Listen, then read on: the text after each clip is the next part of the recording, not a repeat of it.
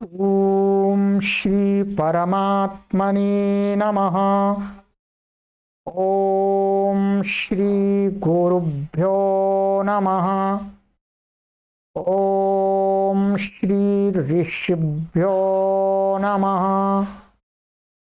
ओम सहनाववतु सहनौ भुनक्तु सह वीर्यं करवावहै तेजस्विनावधीतमस्तु मा विद्विषावहै।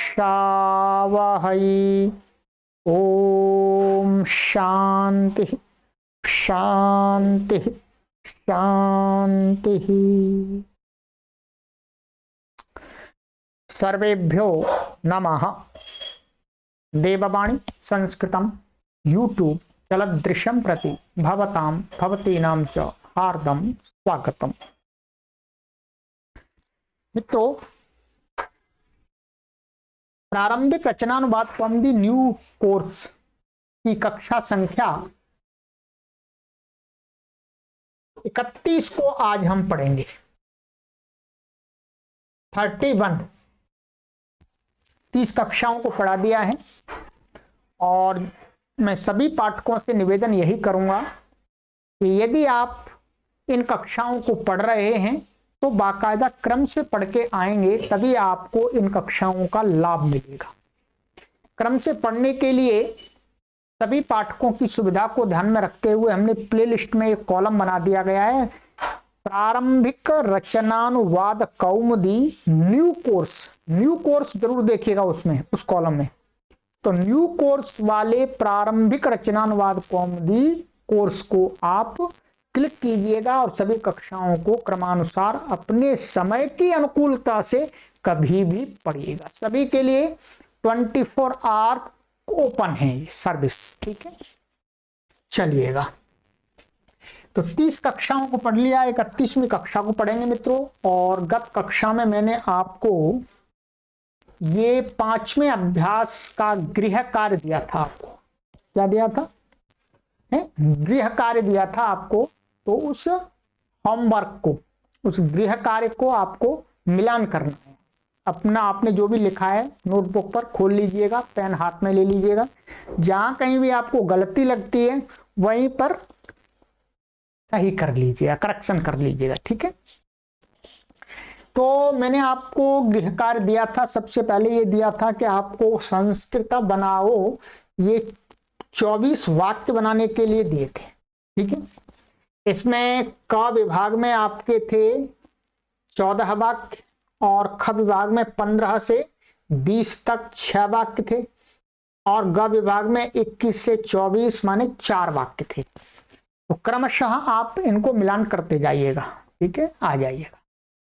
पंचमाह अभ्यास, ठीक है। चलिएगा। 1 बालकाः गृहं गच्छति, नराः आगच्छन्ति, ठीक है। पुस्तक भी मैं आपको हाथ में लेकर के बताता जाता हूं, ठीक है। 3 पुत्रः जनकं नमति। 4 बालकाः सूर्यं चंद्रं च पश्यति। 5 शिष्यः उपाध्यायं वदति। 6 प्राज्ञः सज्जनः च सत्यं वदतः, ठीक है। प्राज्ञ विद्वान और सज्जन व्यक्ति। तो च यहाँ एक शब्द के बाद आया, नियम के अनुसार हमने पढ़ाया, आपको सिखाया है। और ये दो इसलिए क्या क्रिया द्विवचन की आ गई है? दोनों थर्ड पर्सन के हैं तो क्रिया भी थर्ड पर्सन द्विवचन की आई है। 7 दुर्जनाः असत्यं वदन्ति।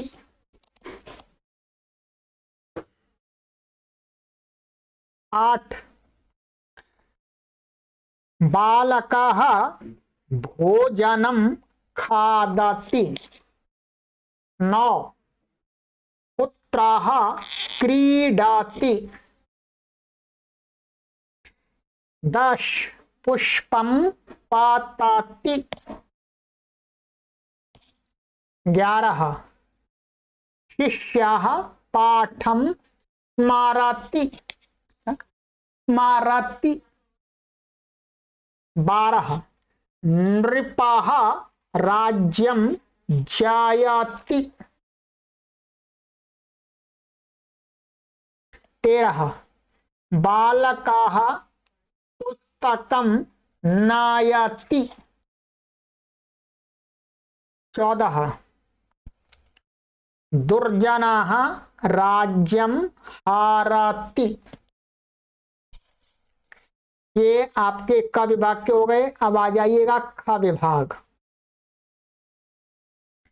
ख विभाग में 15 नंबर त्वं पठसि।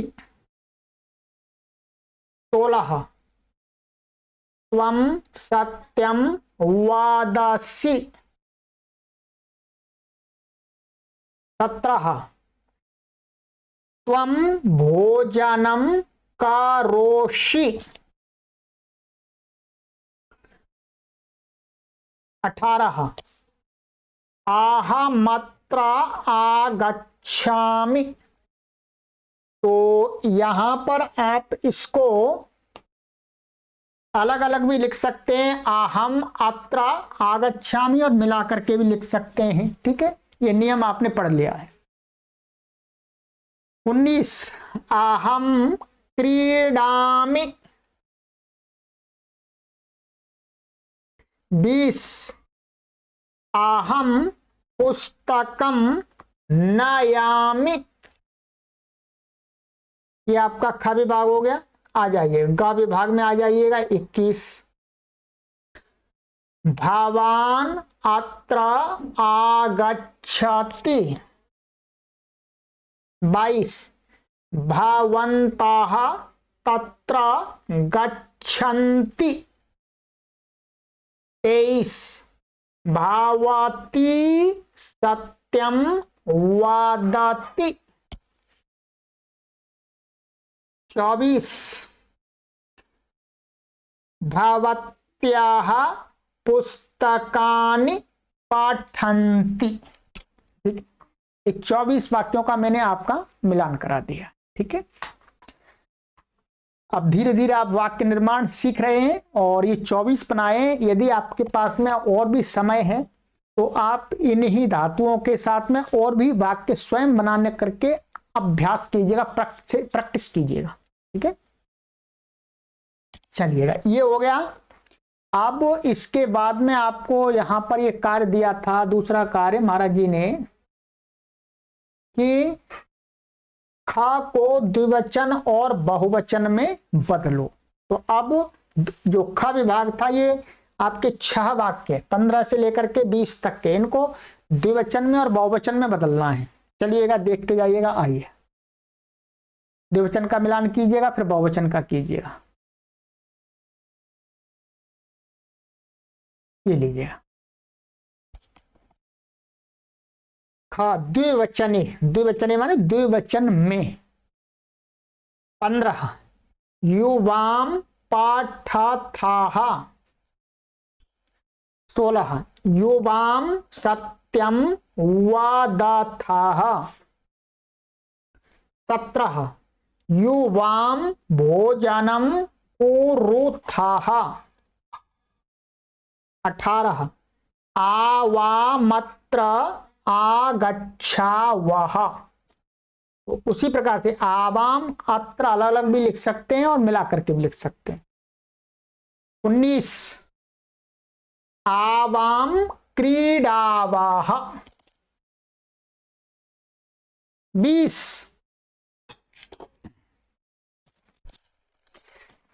को देखिएगा, थोड़ा ध्यान पूर्वक देखिएगा मित्रों। क्या करना है,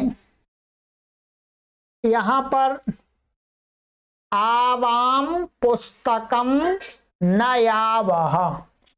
ठीक है, मुख्य रूप से क्या करना है, द्विवचन में हमें कर्ता और क्रिया को लगाना है। ये द्विवचन कर दिया, कर्ता, क्रिया भी द्विवचन। अब जो इसका कर्म है, कर्म में आप एक वचन भी रख सकते हैं, द्विवचन भी रख सकते हैं, बहुवचन भी रख सकते हैं। ठीक है, कर्म को द्विवचन में बदलने के लिए नहीं कहा। ठीक है, तो आप ऐसे भी बना सकते हैं, आवाम पुस्तकम नयावह। आप ऐसे भी बना सकते हैं, आवाम पुस्तके नयावह। और आप ऐसे भी बना सकते हैं, आवाम पुस्तकानि नयावह। कोई भी आपने इनमें से तीनों में से लिखा हुआ है वो सही है। ठीक है, चलिएगा, ये हो गया द्विवचन का। आप बहुवचन में आ जाइएगा। बहुवचन में 15, यूयम पाठा था। 16, यूयम सत्यम वादा था। 17, यूयम भोजनम कोरोथा। 18, वायमत्र आगच्छामः। 19, वयं क्रीडामः। 20, बिल्कुल वही द्विवचन के समान इसमें भी आपको समझना है, वयं पुस्तकं नयामः अथवा वयं पुस्तके नयामः अथवा वयं पुस्तकानि नयामः। कर्म में एक वचन, द्विवचन, बहुवचन कुछ भी कर सकते हैं, कोई परेशानी नहीं, पर कर्ता में और क्रिया में बहुवचन आना। ये आपका कार्य हो गया। इसके बाद में आपका कार्य था कुछ वाक्य बनाओ। इसके बाद में ये था आपको इन धातुओं के लट के पूरे रूप लिखो, ये आपको लिखा दिए। गा शब्दों के पूरे रूप लिखो, ये भी आपको लिखा दिए हमने। ठीक है, अब वाक्य बनाओ। इनका खादती, क्रीडामी, स्मरामी, भावान, भवती, भवत्या। ये वाक्य आपको स्वयं बनाने, स्वयं आपको मिलान करना है। ठीक है, रिक्त स्थान भरो। तो ये रिक्त स्थान देख लीजिएगा, इनको कैसे भरा है आपने, मिलान कीजिएगा। रिक्त स्थान पूर्ति ही। एक, भवान हास्याति, भावती पाठति, बालकाः पाठन्ति, वयं क्रीडामः, यूयं वादाथा, पुष्पाणि पतन्ति, दुर्जनाः बालिकां हरति। 8, यूयं किम खादथ। यहां पर प्रश्नवाचक लगा लीजिएगा। ठीक है, तो ये मैंने आपको यहां रिक्त स्थान भर के बता दिए। ठीक है, तो ये 5वां अभ्यास आपका कंप्लीट हो गया मित्रों, पूर्ण हो गया है। अब मित्रों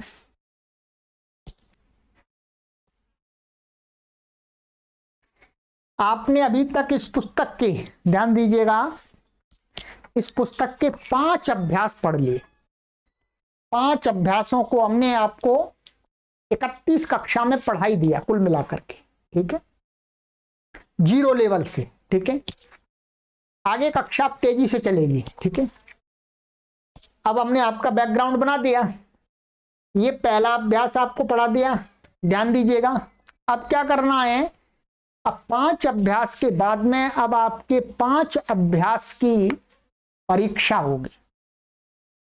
आप अपना स्वयं का अवलोकन कर पाएंगे कि आपने इन 5 अभ्यासों से क्या सीखा।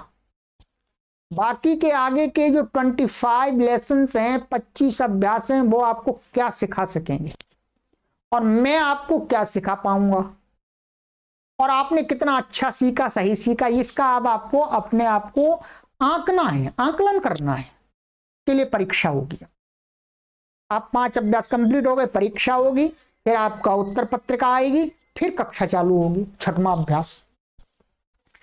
अब आपको एक बार तैयारी करनी है, ध्यान देंगे। तैयारी करने के लिए आपको ये 5 अभ्यास हैं, 5 अभ्यास की तैयारी करने के लिए आपको 2 दिन मिलेंगे।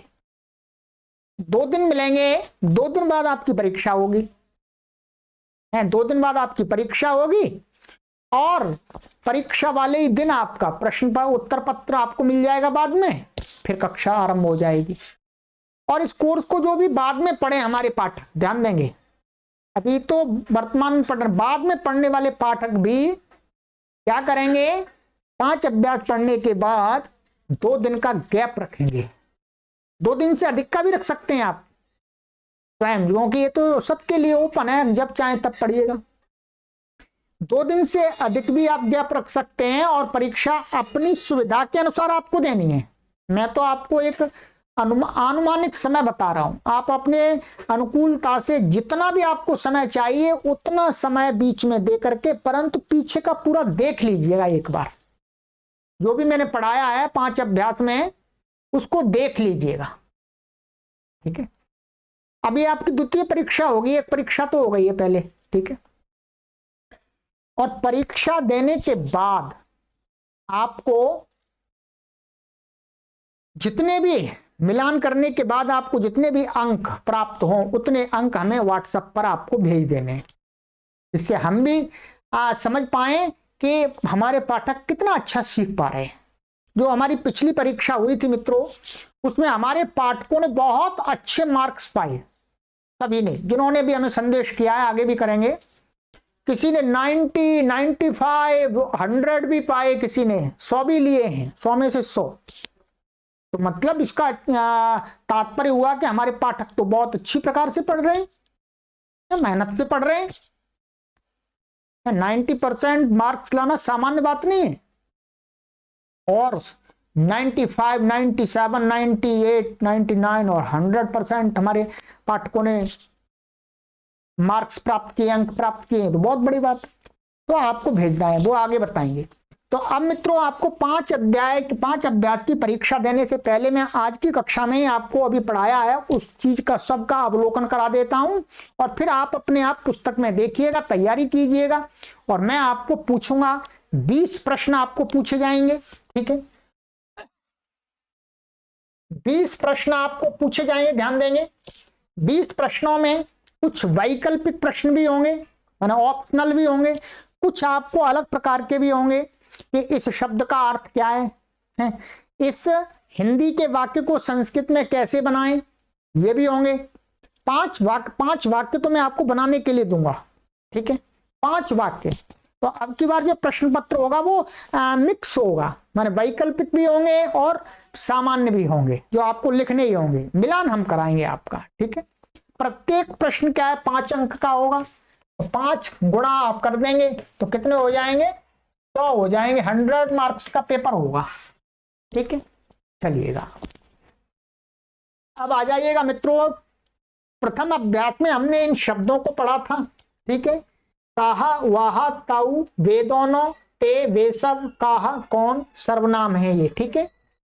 और ये रामः राम, ईश्वरः ईश्वर, बालकः बालक, मनुष्यः मनुष्य, नृपः राजा, विद्यालयः विद्यालय, ग्रामः ग्राम गांव, ठीक है। ये संज्ञावाची शब्द थे। इसके बाद में ख में धातुएं पढ़ी थी हमने। भू माने होना, पठ माने पढ़ना, गम माने जाना, हस माने हंसना, और ग में अव्यय पढ़े थे, आपको पढ़ाए थे हमने। अत्र माने यहाँ, तत्र माने वहां, यत्र माने जहां, कुत्र माने कहां, किम माने क्या। अव्यय क्या होते हैं ये मैंने आपको समझा दिया। अव्यय वो होते हैं जिनका रूप नहीं चलता है, जो हमेशा एक रूप में रहते हैं। यदि मानिएगा मैं आपको प्रश्न पूछता हूं कि अव्यय किसको कहते हैं, क्या अव्यय किसको, संस्कृत में अव्यय किसको कहते हैं, तो आपको उत्तर देना होगा जिसके रूप, जिन शब्दों के रूप नहीं चलते हैं वे अव्यय कहलाते हैं, ठीक है। चलिएगा, ये हो गया था। और इसके बाद फिर यहां पर हमने नियम पढ़ाए थे आपको, ठीक है। नियम पढ़ाए थे कि कर्ता के अनुसार क्रिया का वचन और पुरुष होता है, जैसे सह पठति, कर्ता प्रथम पुरुष एक वचन है, अतः क्रिया भी प्रथम पुरुष एक वचन है, ये पढ़ा दिया था। फिर नियम दो आपको पढ़ाया था मैंने, तीनों लिंगों में धातु का रूप वही रहता है, अर्थात चाहे कर्ता स्त्रीलिंग हो, चाहे पुल्लिंग हो, चाहे नपुंसक लिंग हो, क्रिया का जो रूप होता है उस पर फर्क नहीं होता है। सा पठति, सह पठति, कुछ भी हो, वह पढ़ता है, वह पढ़ती है, तो पठति पठती आएगा, उसमें कोई अंतर नहीं आएगा। जैसे हिंदी में अंतर आ जाता है, वह पढ़ता है, वह पढ़ती है, तो तीता का अंतर आ जाता है। नियम 3, कर्ता में प्रथमा होती है और कर्म में द्वितीया होती है। वाक्य में जो कर्ता बनता है उसमें प्रथमा व्यक्ति करते हैं और कर्म होता है उसमें द्वितीया करते हैं। ठीक है, चलिएगा। और फिर ये तो गृह कार्य आपका हो गया था। इसके अलावा दूसरे अभ्यास में मैंने आपको पढ़ाया था, वो प्रथम पुरुष हो गया, प्रथम पुरुष के शब्द। इसमें मध्यम पुरुष के शब्द हैं कुछ और प्रथम पुरुष के भी हैं। त्वम माने तू, युवाम माने तुम दोनों, यूयम माने तुम सब, ये सर्वनाम है। गृहम घर, ज्ञानम ज्ञान, पुस्तकम पुस्तक, पुष्पम पुष्प फूल, जलम जल, सत्यम सत्य, भोजनम भोजन, राज्यम राज्य। ठीक है, ये शब्द थे। और ख में धातुएं थी, रक्ष माने रक्षा करना, वद माने बोलना, पच माने पकाना, नम माने नमस्कार करना, ये धातुएं पढ़ाई थी आपको। और गा अव्यय, अद्य माने आज, इदानीम माने अब, यदा माने जब, तदा माने तब, कदा माने कब, ये अव्यय पढ़ाए थे। ठीक है, इसके अलावा आपको गृह शब्द के प्रथमा और द्वितीया के रूप याद कराए थे, प्रथमा और द्वितीया के। ठीक है, और पिछले वाले अभ्यास में राम शब्द के प्रथमा और द्वितीया के रूप याद कराए थे। और यहां मध्यम पुरुष के रूप आपको याद कराए थे, लट लकार के। संस्कृत में एक वचन द्विवचन आदि होता है, ये पहले ही पढ़ा दिया हमने। ठीक है, 3 पुरुष होते हैं, प्रथम पुरुष जिसको अन्य पुरुष भी बोलते हैं, मध्यम पुरुष और उत्तम पुरुष। और एक नियम पढ़ाया था, अपदम न प्रयुंजीत, माने संस्कृत में किसी भी शब्द को बिना प्रत्यय लगाए प्रयोग नहीं करना चाहिए। ठीक है, ये नियम बताया था। चलिएगा, ये हो गया था आपका दूसरा अभ्यास, ये फिर से उसका गृह कार्य आपको करा दिया। फिर आया था आपका तीसरा अभ्यास। तीसरे अभ्यास में आपने पढ़ा था, ये उत्तम पुरुष के इसमें कुछ शब्द थे। आहम माने मैं, आवाम माने हम दोनों, वयम माने हम सब, ये सर्वनाम है। रमा लक्ष्मी, बालिका लड़की, लता लता, कथा कहानी या कथा, क्रीड़ा माने खेल, पाठशाला पाठशाला, विद्या विद्या। ठीक है, कुछ धातुएं पढ़ी थी। आगम, आना अर्थ में दृश्य देखना, स्था रुकना बैठना, पा पीना, घ्रा सूंघना, सद बैठना, और गा इताह माने यहाँ से इधर से, ततः वहां से, यतः जहां से, कुतः माने कहां से, ये अर्थ थे। रमा शब्द के प्रथमा द्वितीया के रूप याद कराए थे आपको। उत्तम पुरुष धातुओं के लट लकार के रूप याद कराए थे, संक्षिप्त प्रत्यय भी बताए थे। ठीक है, और ये बताया था कि जो आगम आदि धातु है उनको आगच्छ हो जाता है, कहीं दृश्य को पश्य हो जाता है, स्था को तिष्ठ हो जाता है, पिब को पा को पिब हो जाता है, घ्रा को जिग्र, सद को सीध इत्यादि हो जाता है। ठीक है, ये बता दिया था। इसके अतिरिक्त वर्णमाला आपको सामान्य बता दी थी, जो हमने आपको पहले वर्णोच्चारण शिक्षा की कक्षाओं में पढ़ा दी है। और सूचना ये आपको सामान्य, इसमें नियम था 5वां। अच्छा, इनम परेण संयोज्यम, माने हल व्यंजन होता है, उसके आगे यदि स्वर आ रहा है तो उसको आगे वाले स्वर के साथ मिला करके भी लिख सकते हैं और अलग अलग भी लिख सकते हैं। यह नियम ऐच्छिक है। जैसे अहम अद्य, त्वम इदानीम, त्वम इदानीम, ऐसे भी लिख सकते हैं। ठीक है, ये तीसरा अभ्यास कंप्लीट हो गया आपका। इसके बाद आपको पढ़ाया था मैंने चौथा अभ्यास। चौथा अभ्यास मैंने आपको पढ़ाया था, क्री माने करना, अस माने होना, ये 2 धातुएं पढ़ाई थी, बहुत प्रमुख धातु हैं। मानिएगा इनमें, इन 2 धातुओं में से तो मैं आपको कुछ न कुछ तो पूछूंगा ही, इसलिए इनको अच्छा कर लीजिएगा, ध्यान कर लीजिएगा।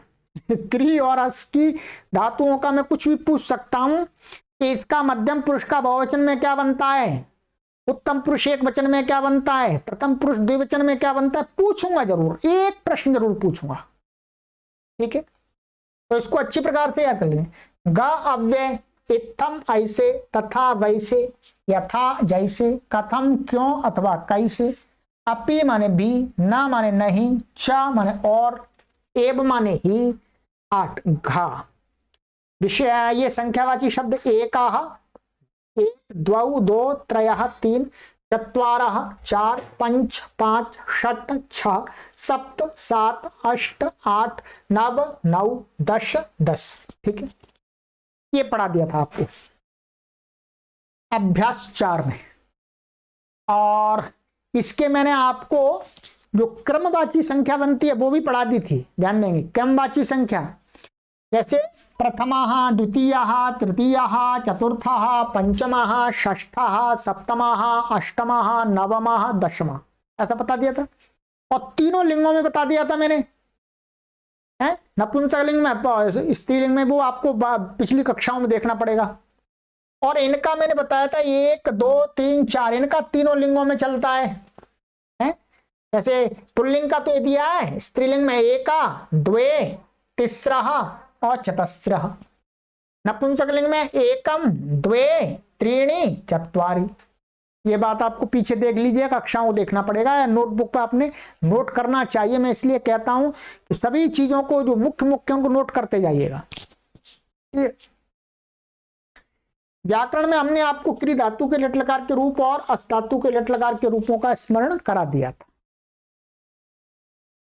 और संस्कृत में संबोधन को लेकर के 8 विभक्तियां होती हैं, उनके नाम, कारक, नाम, चिन्ह ये हैं, स्मरण कर लें। तो इनमें से भी मैं कुछ न कुछ तो पूछूंगा आपको, ऐसा पूछूंगा जो आप आराम से बता सकें। ठीक है, फिर आपका था नियम 6, संस्कृत में च का प्रयोग कहाँ होता है। हिंदी में अथवा इंग्लिश में जहां होता है वहां से एक शब्द के बाद संस्कृत में प्रयोग करते हैं। ठीक है, जैसे संस्कृत में च माने और का प्रयोग एक शब्द के बाद कीजिएगा, अर्थात हिंदी में जहां और लगता है संस्कृत में च एक शब्द के बाद में लगेगा। जैसे फल और फूल, और फलम पुष्पम च, पुष्पम की च आ गया यहाँ पर। ठीक है, फलम च पुष्पम च, ये गलत हो जाएगा। ठीक है, चलिए ये हो गया। ये 4 अभ्यास आपको करा दिए थे, और ये 4 अभ्यास हो गए। 4 अभ्यास, 5वां तो हम अभी बता देंगे आपको। 4 अभ्यास में बीच में आपको एक ये पढ़ाया था मैंने, किसी भी शब्द में रा, री, री और श के बाद न को ण हो जाता है, एवं र, न, री, न, री, न, श, न, इनके बीच में यदि नीचे दिए वर्ण हो तो भी न को ण हो जाता है। ये नियम आपको अच्छी प्रकार से 2 बार पढ़ा दिया है। ठीक है, 5वें अभ्यास में भी पढ़ाया है और इसमें भी पढ़ाया, ये पहले भी पढ़ाया था। इसमें से मैं जरूर पूछूंगा कुछ न कुछ। तो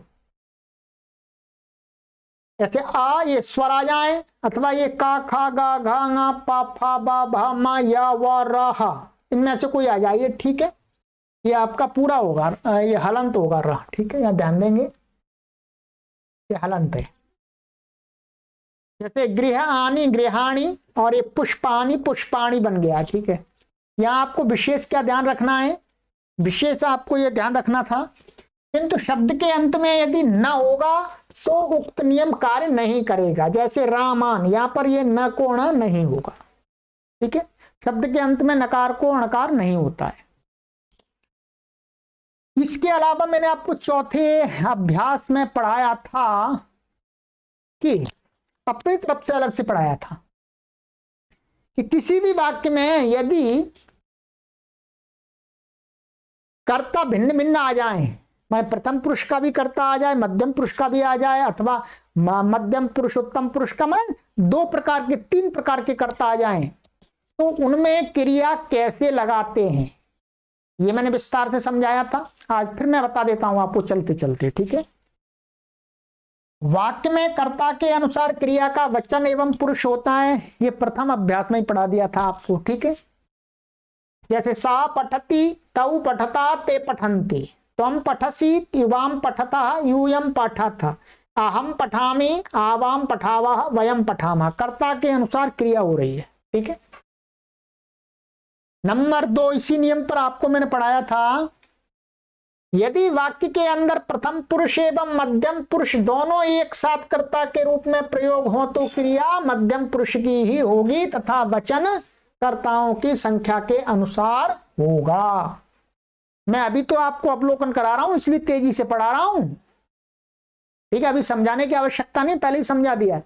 अभी तो केवल आपको रिमाइंडर दे रहा हूं, स्मरणार्थ करा रहा हूं।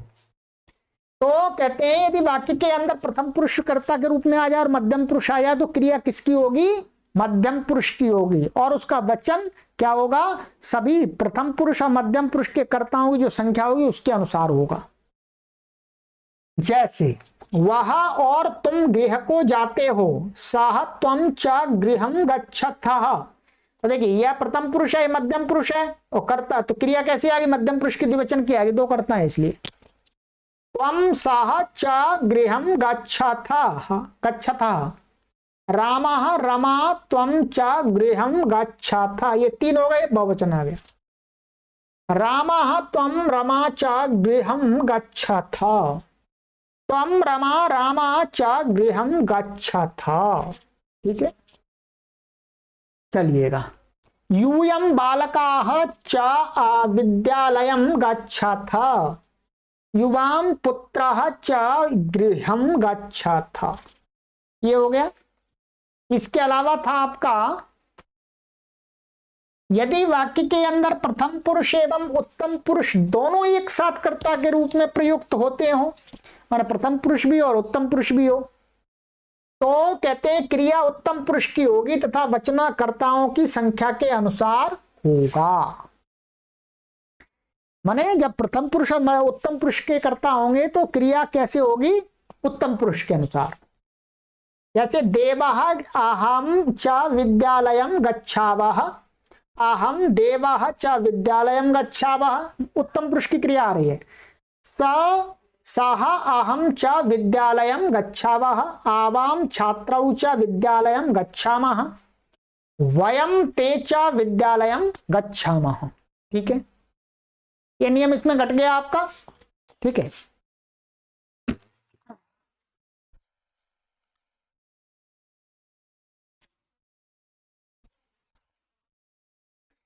और तीसरा नियम था आपका इसमें, यदि वाक्य के अंदर मध्यम पुरुष एवं उत्तम पुरुष दोनों एक साथ कर्ता के रूप में प्रयुक्त हों तो क्रिया उत्तम पुरुष की ही होगी तथा वचनकर्ताओं की संख्या के अनुसार होगा। अब मध्यम पुरुष और उत्तम पुरुष की बात आ गई तो क्रिया उत्तम पुरुष के अनुसार होगी। जैसे त्वं अहं च विद्यालयं गच्छावः, अहं त्वं च विद्यालयं गच्छावः, युवां वयं च विद्यालयं गच्छामः, अहं यूयं च विद्यालयं गच्छामः, आवां युवां च विद्यालयं गच्छामः। यदि वाक्य के नंबर 5, यदि वाक्य के कर्ता के अंदर प्रथम पुरुष, मध्यम पुरुष तथा उत्तम पुरुष तीनों एक साथ कर्ता के रूप में प्रयुक्त हो तो क्रिया उत्तम पुरुष की ही होगी तथा वचन कर्ताओं की संख्या के अनुसार ही होगा। अब यदि तीनों प्रकार के कर्ता आ जाए तो क्रिया कैसी होगी? कहते हैं उत्तम पुरुष की। जैसे सः त्वं अहं च विद्यालयं गच्छामः, देवः त्वं अहं च पाठं पठामः, रमा त्वं अहं च विद्यां पठामः, अहं त्वं देवः स च गृहं गच्छामः, त्वं अहं ते च वेदं पठामः, त्वं भवती अहं च वेदं पठामः।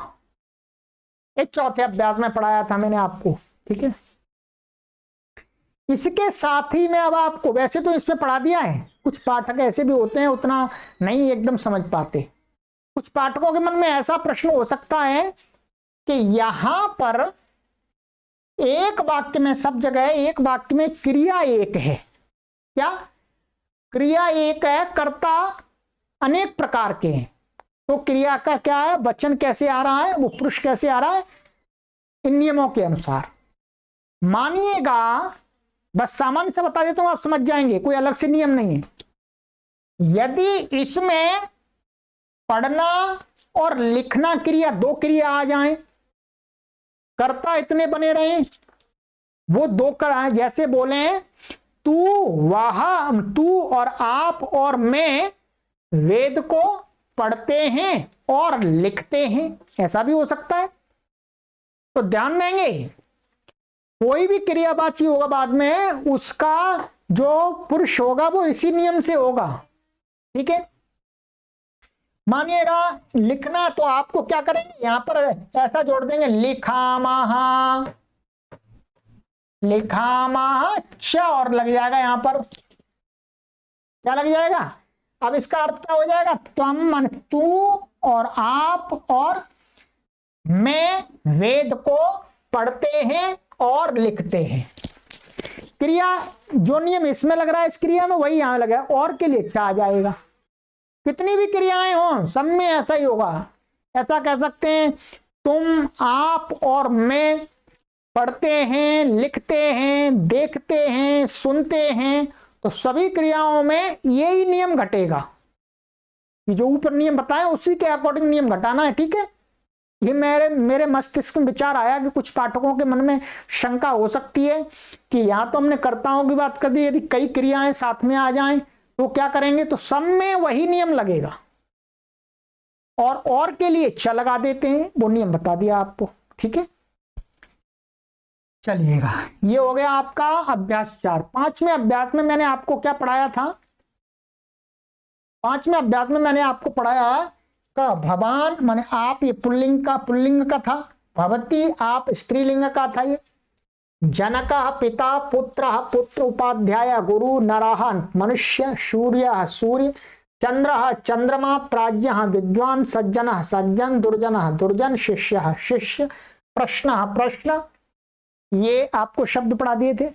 और धातुएं इसमें थी, खाद खाना, क्रीड खेलना, पथ गिरना, स्मरण करना, जीतना, नी ले जाना, री ले जाना अथवा हरण करना, 2 अर्थ है इसके, ये धातुएं पढ़ाई थी। ठीक है, सबके रूप आपको लिखा दिए, उच्चारण करा दिए थे मैंने। ठीक है, और ये आपको लटलकार के पूरे रूप और संक्षिप्त प्रत्यय भी आपको पढ़ा दिए हैं सारे। ठीक है, और नियम आपको 7, 8, 9, 10 इसमें पढ़ाए थे। क्या पढ़ाया था नियम, कर्ता 7वां, कर्ता मन व्यक्ति नाम वस्तु नाम आदि में प्रथमा व्यक्ति होती है।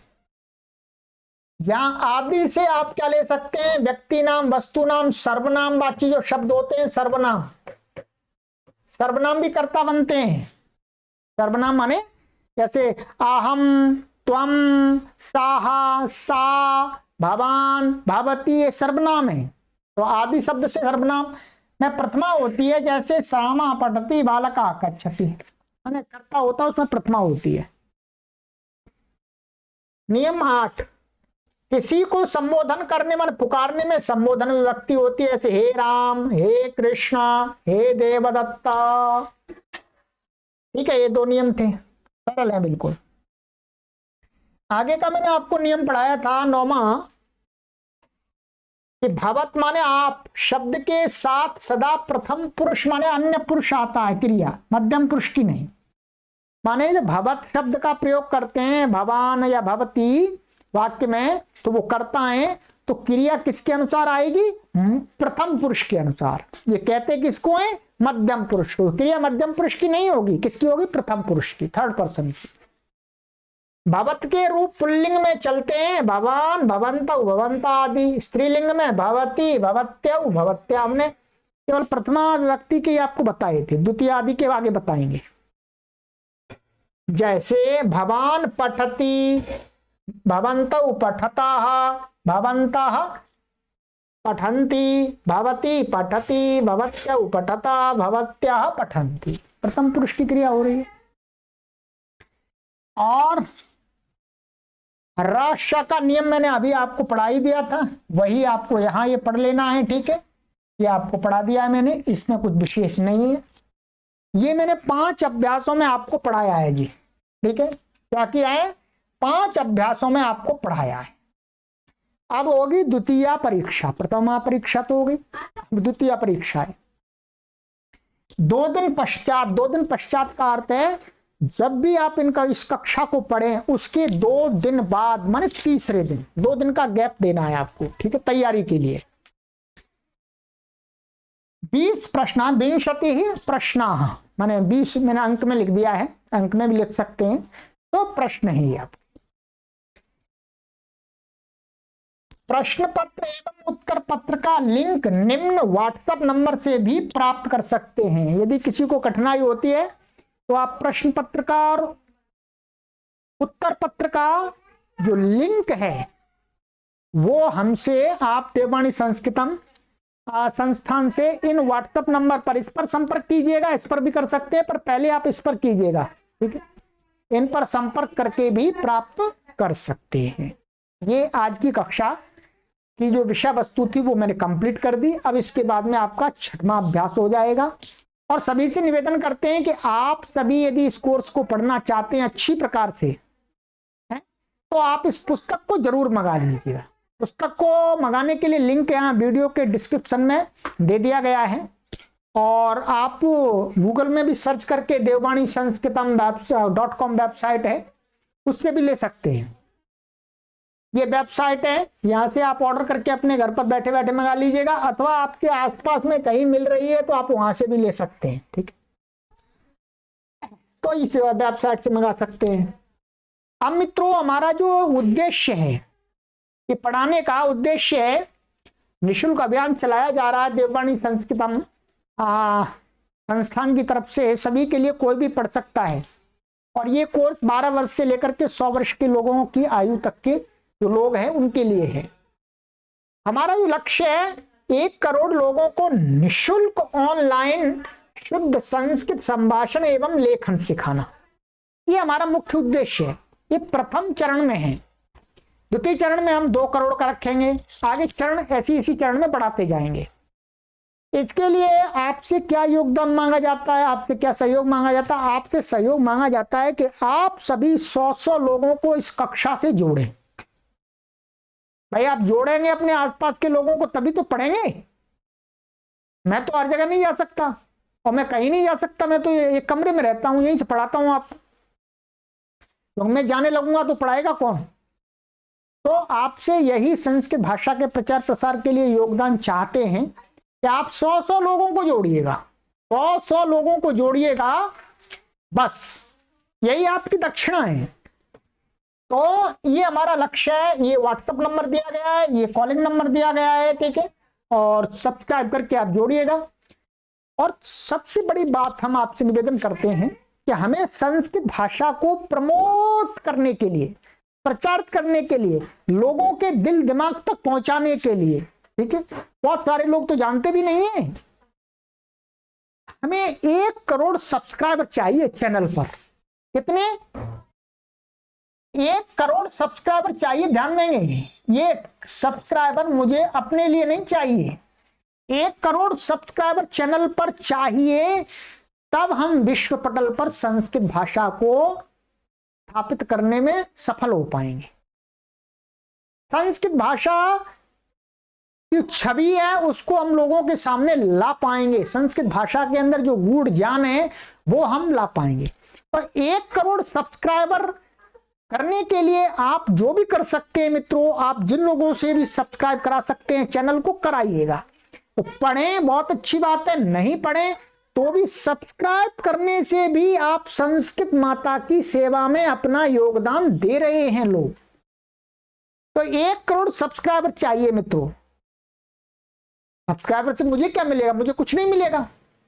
मेरा जो उद्देश्य है, मेरा ही नहीं, सभी भारतीयों का जो उद्देश्य है कि जो संस्कृत भाषा विश्व की सबसे प्राचीनतम भाषा, वेदों की भाषा, उपनिषदों की भाषा, गीता, महाभारत, रामायण की भाषा, और एक वैज्ञानिक भाषा है, ऋषियों के द्वारा चिंतन की हुई, मनन की हुई, उस भाषा को लोगों तक पहुंचाना, ये तो उद्देश्य है। तो इसके लिए आपका ये भी एक सहयोग चाहिए कि आप अपने परिवार के सगे संबंधियों के सभी लोगों से चैनल को सब्सक्राइब अवश्य कराइएगा।